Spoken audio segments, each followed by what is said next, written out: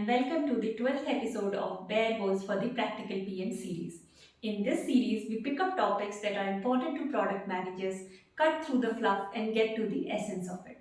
In this episode, we are going to talk about another such topic which is very important for product managers on a day-to-day basis. We are going to talk about estimations. But before we do that, I have an exciting announcement to make. My book, So You Want to Be a Product Manager, is finally out. The Amazon link is in comments. Do order your copy today and I will look forward to your reviews and feedback. Now, coming back to our episode, there are a lot of situations in which you need to know numbers, which, well, you can't really know. You want to work on the most important problems. For that, you need to know which problems present biggest opportunity in fulfilling your goal. While solving a problem, you want to pick up initiatives that will have maximum impact on your problem. So you need to know the impact from each initiative. Even while setting a target on your goal, you may need to know bottoms up how much can individual initiatives impact your goal. You can't really know these beforehand. So obviously, you need to be able to estimate these numbers. Like a lot of situations in professional world, there is a bit of science and a bit of art to estimation. There is no way to get it exactly right, but getting some estimates, the best you can, is better than flying blind or following the gut feelings purely. So let us see what are some of the methods we can use for estimations and under what circumstances. Let us use the example of an e-commerce product where suppose you are working on order placement funnel optimizations. So any initiatives you take there, you want to increase the number of orders being placed. Suppose you have following initiatives in your list and you need to estimate the impact on number of orders before picking them up. First one is fixing a backend error because of which some users are unable to add certain products to the cart. Number two is introduction of category specific filters on the newly launched category of sportswear. And number three is design team's proposal to ask for shipping and billing address on separate screens because otherwise billing address goes below the fold and users have to scroll down on the page to fill billing address. Let's start with the first one. It is relatively most straightforward in the list. A backend error because of which some users are unable to add certain products to the cart. Let's clarify certain assumptions on where we are right now with that issue. Suppose that the way the error first came to be known is either through a review posted on App Store or through a ticket to customer support. You may have realized that you are unable to reproduce the error from your account, but your analytics tool shows that many people are indeed getting an error in add to cart stage. If you break down the error data, you may see that not every product is giving the error and not every user is getting an error even on the products that are giving error to other users. You can start by quick ballpark estimate of number of orders lost from the number of times the error has come. Assuming a relatively stable funnel, you would know what is the ratio of order placed to add to cart. Let us say that ratio is 0.4. So if there are 2000 such errors in unique user product combination per day, then you are losing 2000 into 0.4 is equal to 800 orders per day. It is important to take unique combination here because when users get an error in trying to add a product, they are likely to try again. So even though they wanted to buy one product, they may generate errors multiple times while the intent would have been to buy only once. So if you look at total number of errors, you will overestimate the opportunity. By taking only one error for each user and product combination, you are likely to count actual intent. If 800 orders per day is a significant number, then this issue warrants attention. However, your estimation task is not really done. This is only an opportunity estimation from the error count. You don't at this stage know if the source of the error is a single one or there are multiple reasons for these errors. You also don't know if one or more of those sources of errors are actually solvable. Unless they are solvable, they are not really an opportunity. Let us take a minute to understand what I mean by these. To realize the opportunity, you obviously need to know what is the real reason behind these errors. You can use structured problem solving approach for this, but I won't get into the details of that right now. That has already been covered in the initial episodes of the Practical PM series. But let us consider some possibilities that you may arrive at after structured problem solving. One option may be that a particular microservice has an infrastructural issue because of which sometimes the API calls to add to cart fails. The issue really should not have arisen in the first place. And now that it has been identified, it will be fixed, and this single fix can realize the entire expected opportunity of 800 orders per day.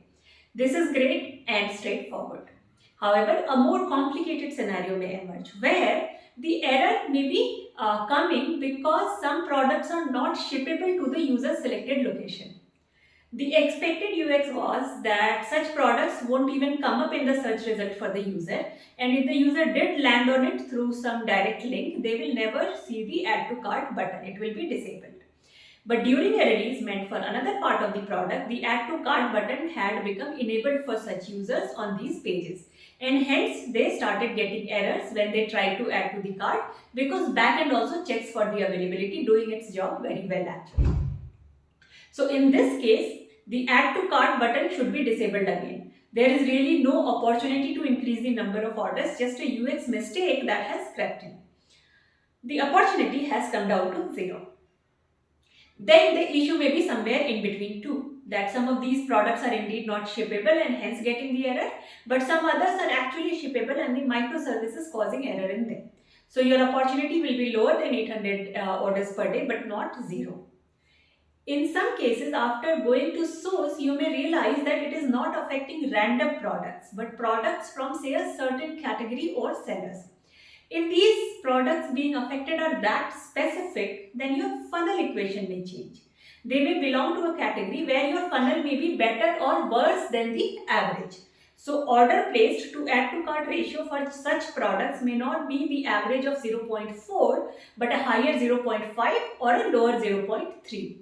If such a case is identified, you would have to change the estimated impact on number of orders.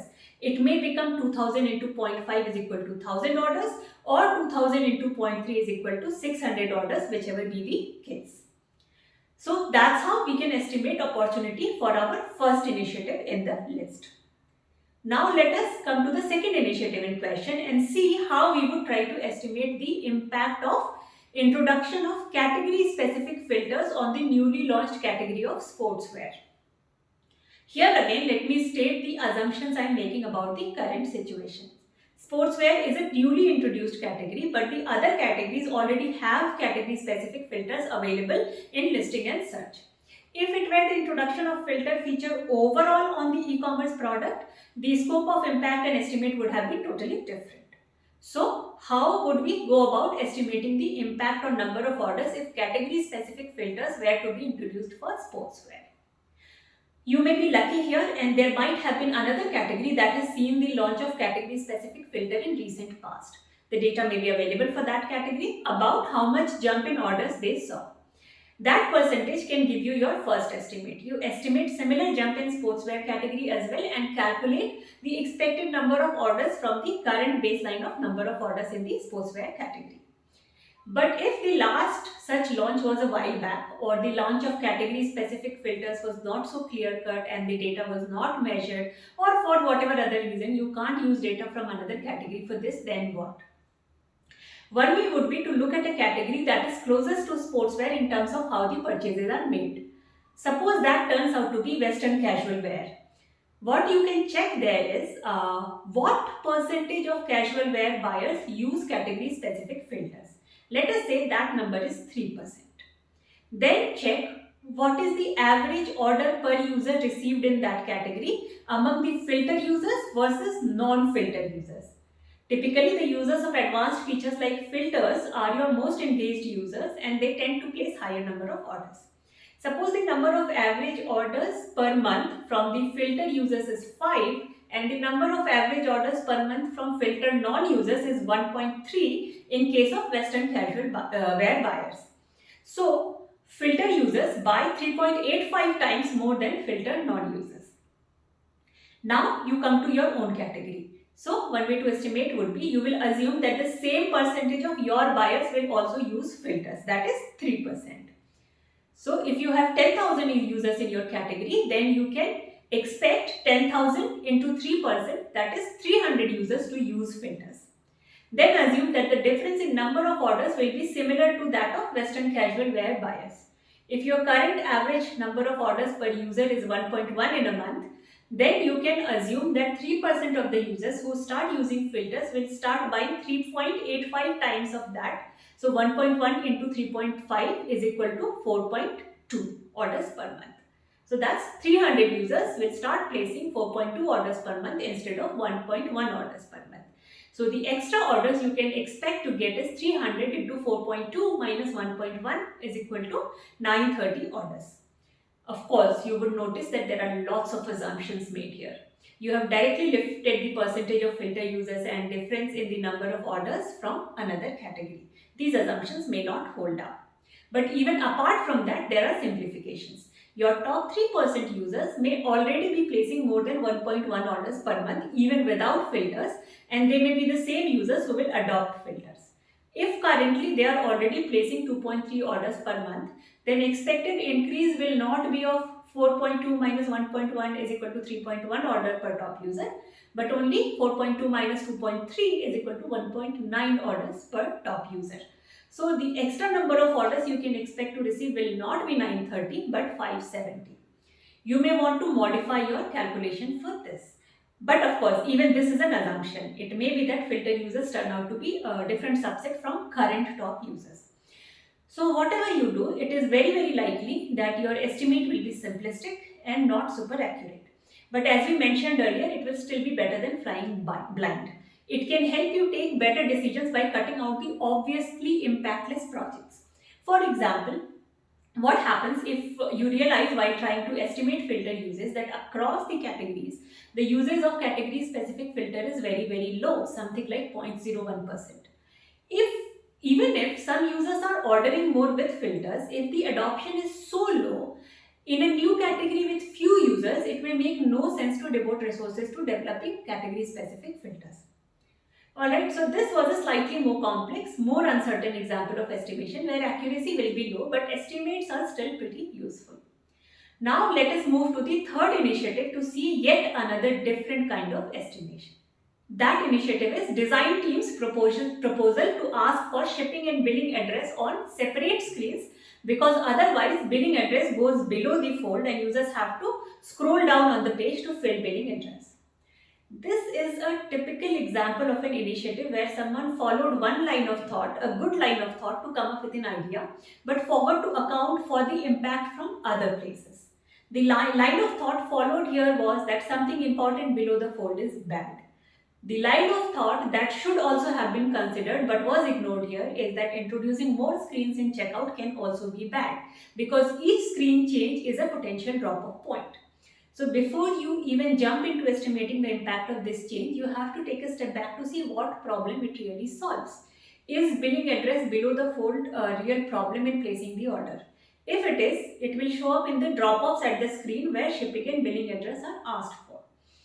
But all the drop-offs need not be attributed to this. You will have to see if there are signals that can point to billing address being below the fold is actual reason for drop-off. If the CTA to next screen is above the fold, then you may want to check if many people click that without filling billing address, get an error and then abandon the process. If the abandonment happens in a significant number of cases, then the problem is worth looking into. But if that's not the case, then there would be no point trying to estimate the impact. If there is an abandonment due to billing address confusion, then that is your base problem and base opportunity. Depending on the number of abandonments at that stage, you would look at the typical ratio of completion from the next step, apply that to abandonment to estimate the extra number of orders you may receive if you fixed this confusion.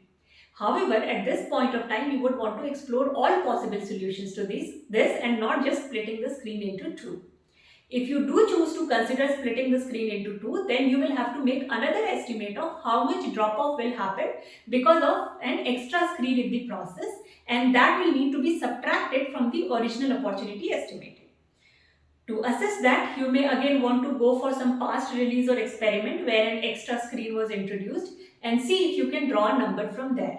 Or you may try to figure out the drop-offs in some other screens in the current checkout funnel, which can't be explained by any known reasons at that step, and take that to be the base drop-off that will happen if an extra screen is introduced. So these were some examples of estimations where you tried to either logically get to the right number or tried to find parallels from where some numbers could be used. There are cases where you may have to do some experiment and a little bit of building before you can estimate the impact. Suppose you have a product that allows easy image editing and now you want to introduce a new feature of easy video editing. The intent is to increase the engagement of the existing users of your product.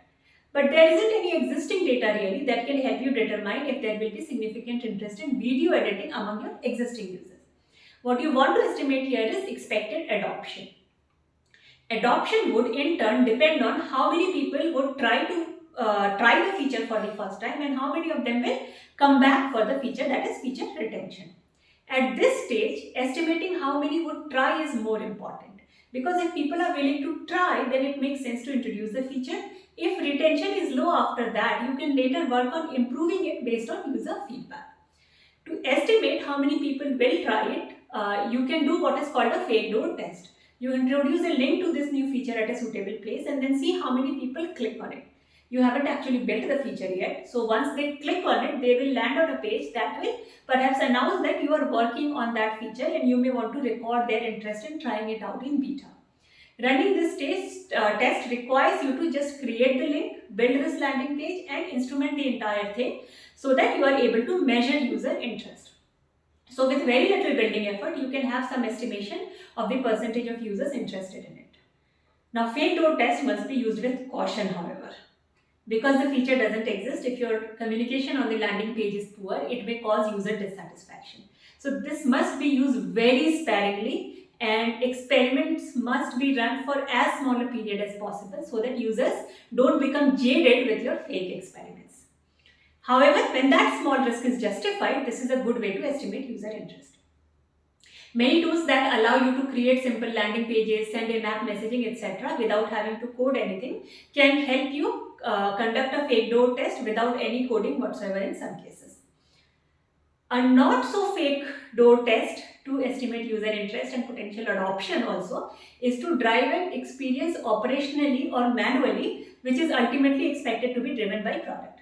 At a small scale, the cost and effort of starting and stopping some things manually might be worth to avoid building something specific that will not see adoption.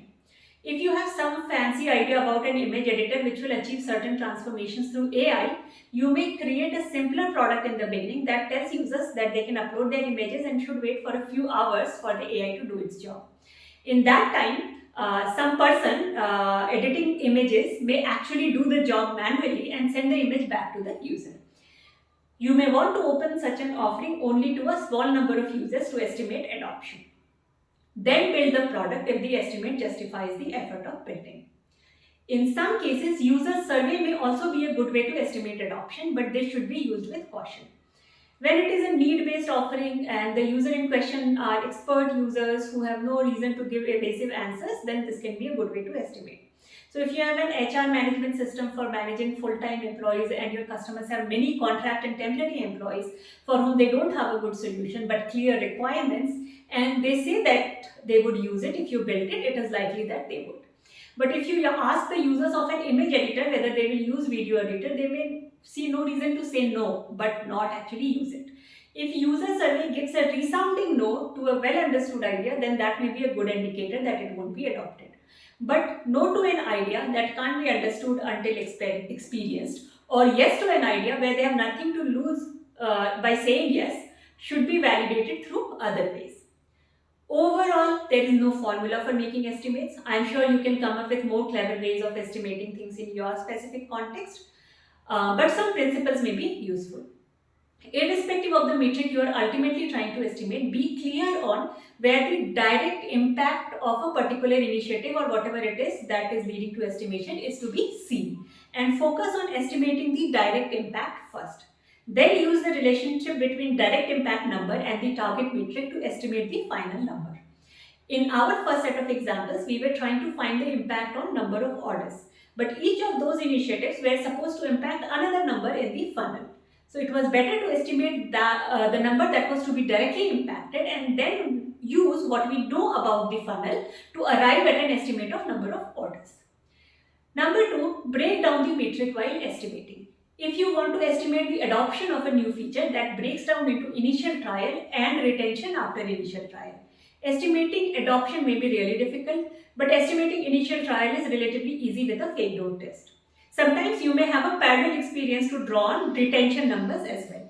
So by breaking down, you can give your best shot at estimating each component and overall do a better job of estimation. Or work off the component that can be estimated well instead of taking a wild guess as the final number. For example, for a new feature in an existing product, even though estimating adoption is difficult, estimating initial trial should be good enough a measure to decide whether or not to launch the feature. Number three, don't drink too much of estimation Kool-Aid. Don't start using estimates in decision making as if they are real numbers. Be aware and sensitive of assumptions and hence the limited confidence that should be there in estimates. Number four, always measure impact after release and keep a record of estimate versus real impact.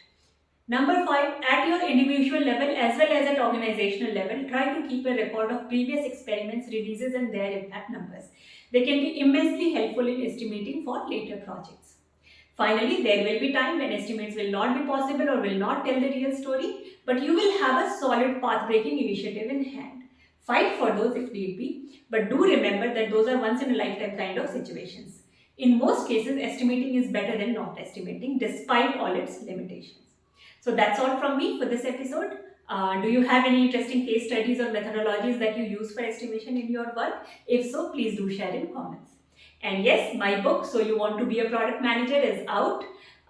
Check the Amazon link in the comments and order now. I would love to see your reviews and feedback. Thank you so much.